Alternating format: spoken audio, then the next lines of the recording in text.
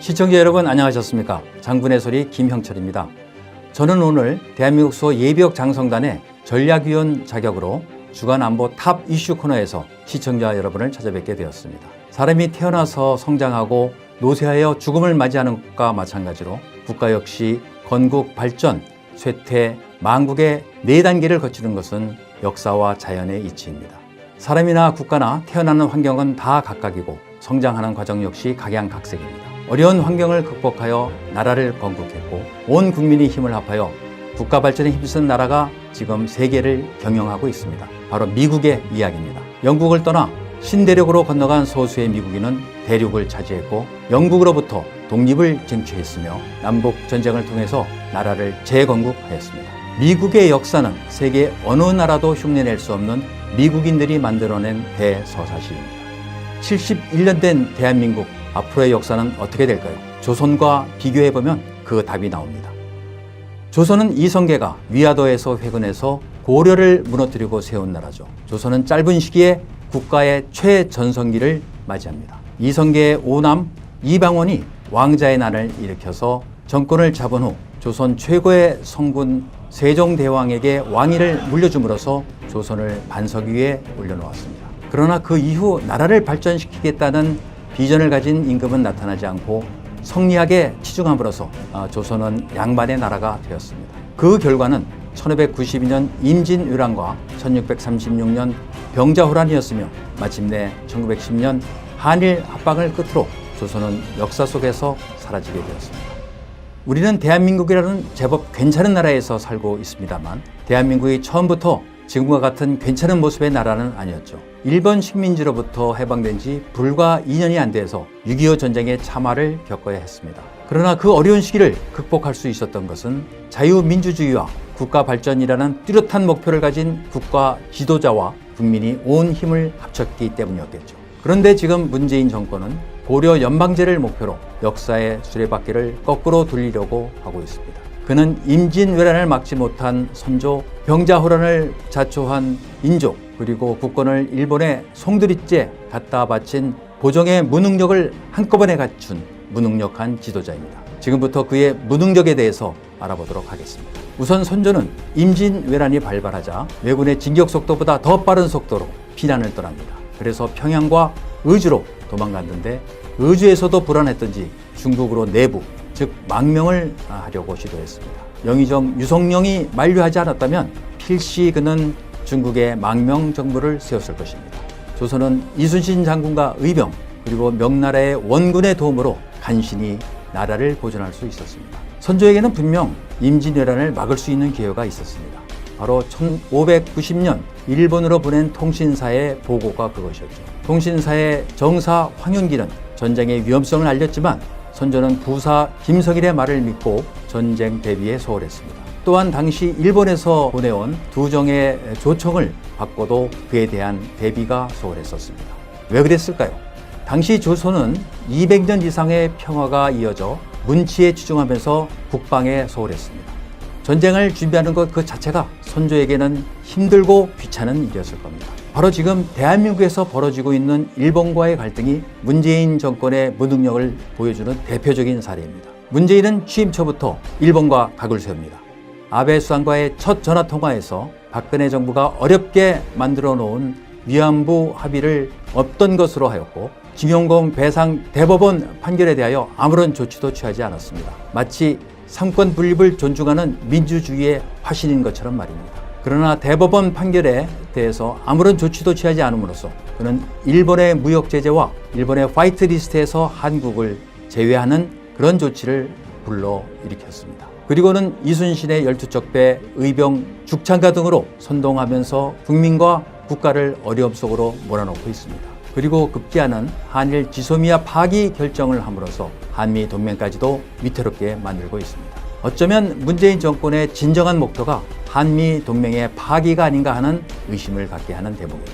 그렇지 않고서는 지소미아 파기 결정에 유감을 표하는 미국 정부의 태도에 불만을 가지고 주한 미국 대사를 외교부로 초치해서 항의하는 외교적 결례를 범할 수는 없기 때문입니다. 만일 문재인이 한미 동맹의 파기를 목표로 지소미아 종료를 결정했다면 이는 배임 행위이자 여적죄에 해당하는 것으로서 탄핵의 대상이 되어야 한다고 생각합니다. 다음은 병자호란을 불러일으켰고 종국에는 삼전도에서 굴욕을 당한 인조에 관한 이야기입니다. 사실 임진왜란 당시 선조가 피난을 가는 동안 세자 광해군은 분조를 차려서 전국 각지를 돌면서 의병 활동을 독려하고 민심을 수습하는 등 지도자로서의 면모를 충분히 보여주었습니다. 선조의 뒤를 이어 임금의 자리에 오른 광해군은 명나라와 후금 사이에서 균형 외교를 통해 국익을 도모했고 대동법으로 세제를 개편했으며 동의보감을 발간하는 등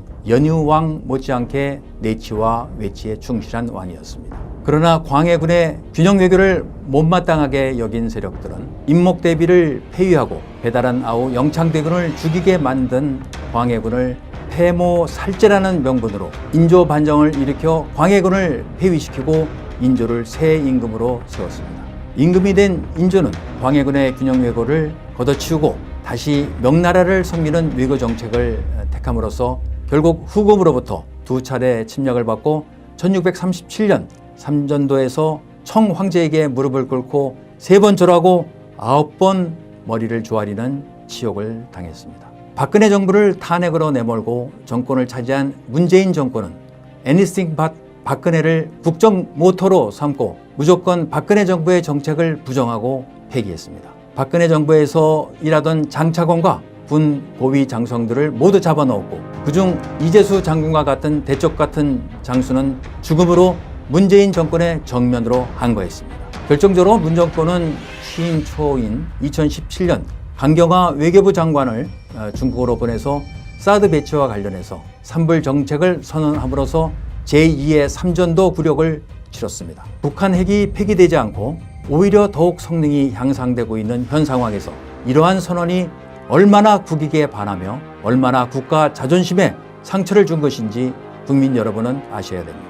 이 정부가 진정으로 국익을 중심으로 국가 정책을 펼쳤다면 북한 핵 폐기를 위해서 사드 추가 배치와 미사일 방어 가입 등으로 북한과 중국을 압박했어야 했습니다. 이처럼 외교의 ABC도 모르는 정권, 국익보다는 그들 정파의 이익에만 혈안이 되어 있는 이 정권의 부역자들은 반드시 훗날 신적폐로 처벌받아 마땅하다고 생각합니다. 그리고 마지막으로 고종입니다. 고종은 무려 44년 동안 임금으로 재위하였습니다. 그리고 나라를 일본에 갖다 바치면서도 총 한 방 쏘지 않았고 여생을 호의호식하면서 보냈습니다. 고종은 나라를 팔아먹으면서도 교활하게 그 문서에 서명을 하지 않았습니다. 역사의 평가를 두려워한 까닭이었겠죠. 그래서 조선을 망하게 한 이는 고종이 아니라 이완영을 포함한 을사오적이라고 우리는 배워왔습니다.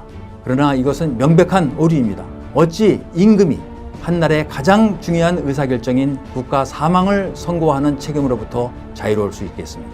미국의 33대 대통령 해리 트루만의 집무실 책상에는 The buck stops here 라는 명패를 두고 집무했다고 합니다. 모든 책임은 내가 진다는 강한 책임감의 표시였겠죠. 1865년 미국 남북전쟁의 항복 조인식이 열린 어퍼매톡스에서는 승장인 북군사령관 그랜트 장군과 패장인 남군사령관 로버트 리 장군이 마주 앉았습니다. 리 장군은 웨스트포인트 14년 후배인 그랜트 장군에게 항복을 선언하고 문서에 서명을 합니다. 그렇지만 미국의 역사에서 로버트 리 장군은 위대한 장군으로 기억되고 반란의 숙에는 남부연맹의 대통령이었던 제퍼슨으로 기록됩니다. 리 장군이 당당히 정복을 차려입고 후배 장군에게 항복을 선언한 것과는 대조적으로 남부연맹의 대통령 제퍼슨은 그의 부인과 함께 도망치다 잡혀서 국가 반역죄로 수감되어서 죄값을 치렀습니다. 한 국가의 지도자는 그가 서명을 했건 안 했건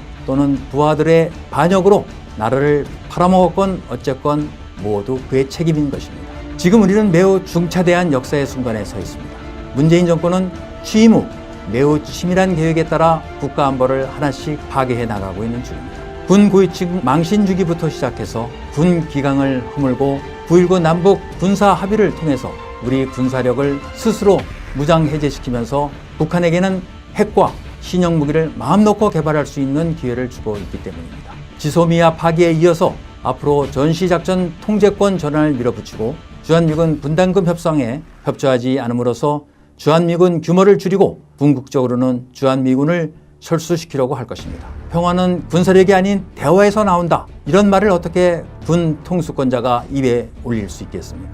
베트남 공산화의 희열을 느낀다고 했던 문재인, 김원봉에게 최고 훈장을 달아드리고 싶다고 했던 문재인, 가장 반미주의자인 문정인을 주미 대사로 임명하려고 했던 문재인이 지금 대한민국을 파국의 길로 이끌고 있습니다. 주한미군이 철수한 후 보이스카우트로 전락한 국군이 지키는 대한민국에 대해 핵으로 무장한 북한이 대남 전면전을 감행한다면 어떻게 할 것인지 대통령에게 묻습니다. 그때도 전쟁보다는 평화를 택할 것입니까? 그래서 굴욕적인 항복을 함으로써 5천만 대한민국 국민 중 절반 이상을 죽음으로 몰아넣을 킬링 필드를 이 땅에 만들 것인지 묻지 않을 수가 없습니다. 예비역 장성들이 성우회라는 정상적인 조직을 놔두고 대한민국 수호 예비역 장성단을 결성한 것은 건국 71년 만에 처음 있는 일입니다. 현재의 안보 상황은 건국 후 가장 위태로운 반면 국민과 군의 위기에 대한 대비와 인식은 바닥을 치고 있습니다.